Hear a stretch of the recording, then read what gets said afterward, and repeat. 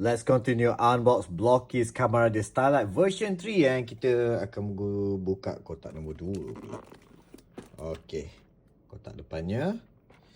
Let's see berat ni berapa. Oh, dekat-dekat ya, 47.7 gram.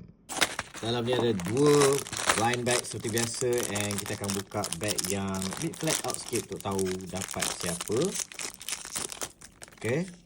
Ada base, ada silica gel. Nah, silica gel beratnya ialah 2 gram, 2 gram. Now, should be ada card sini. This is Kamen Rider Horobi. Horobi. Okay, cool. Dapat Horobi. Horobi ni antara rider duluan yang simple tapi cantik. Purple dan hitam. Pasang dulu. Alright, dah siap pasang. Inilah dia Kamen Rider Horobi. Look at this guy. Kita pusing dulu 360.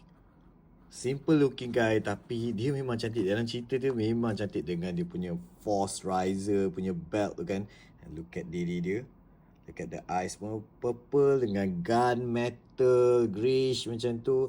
And dia punya weapon ni attached arrow ni. Unfortunately attached arrow dia memang tak ada warna langsung. Memang purely just hitam sahaja.